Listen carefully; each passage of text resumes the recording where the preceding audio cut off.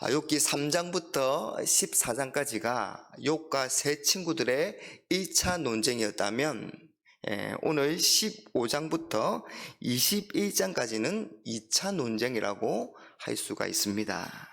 이번에도 세 친구 중에 엘리바스가 가장 먼저 말을 합니다. 이 엘리바스는 대만 출신으로 에스의 후손인 에돔 족속입니다. 욥의 세 친구 중에 가장 연장자이고 또 학식도 있고 그런대로 점잖은 사람인 것으로 보입니다. 앞에서는 부드럽게 말을 했습니다. 그런데 이번에는 아주 거친 말로 욥을 꾸짖습니다. 2절과 3절, 지혜로운 자가 어찌 헛된 지식으로 대답하겠느냐, 어찌 동풍을 그의 복부에 채우겠느냐, 어찌 도움이 되지 아니하는 이야기 무익한 말로 변론하겠느냐. 욥, 자네의 말은 허망하다네.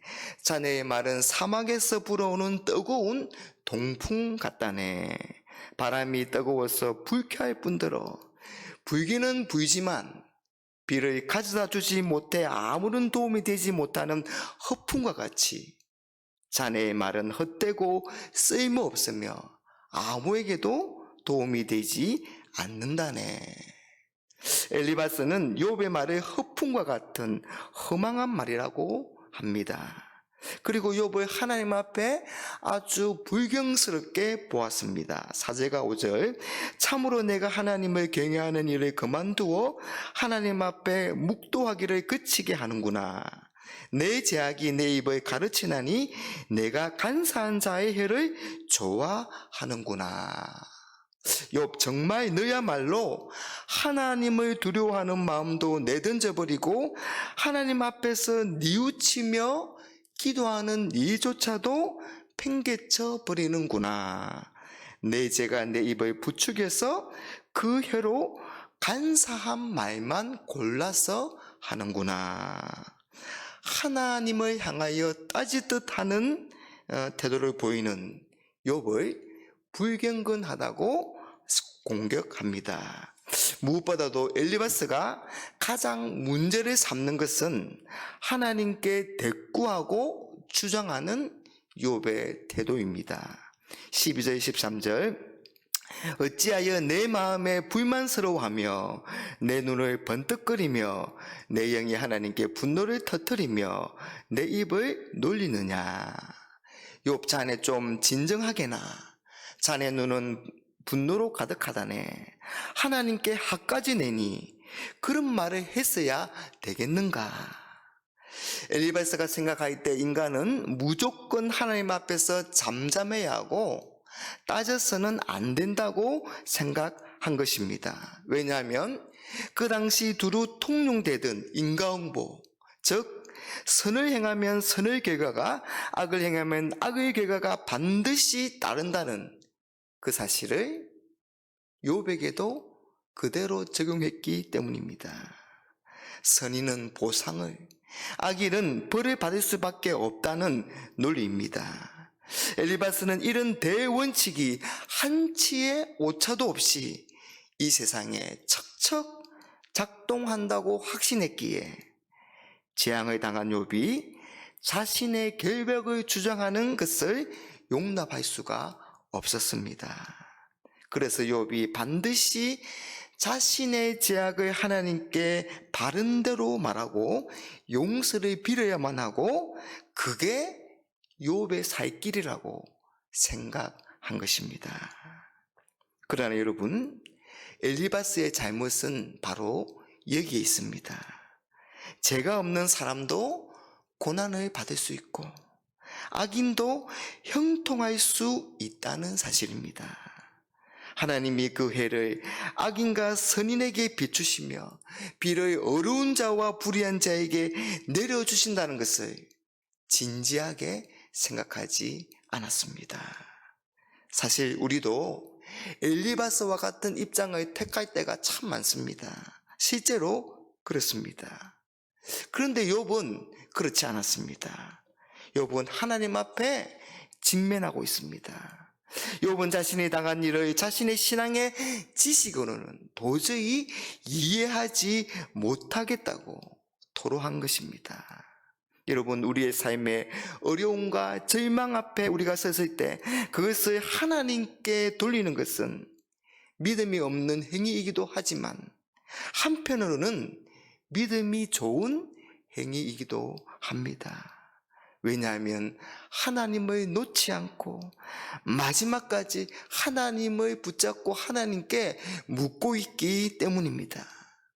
혼자서는 절망을 감당할 수가 없어서 치열한 불평과 원망과 함께 하나님께서 이 문제에 대해서 응답해 주시기를 바라는 필사적인 몸부림인 것입니다.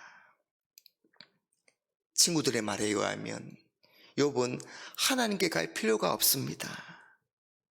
원칙이나 상식으로 옳고 그름을 판단할 수 있는 문제라는 것이죠. 욥이 당하는 고난과 어려움이 바로 하나님 앞에 무엇인가를 잘못한 증거라고 말합니다. 잘못한 주제에 어떻게 하나님을 만나자고 하느냐, 그렇게 꾸짖고 있는 것입니다.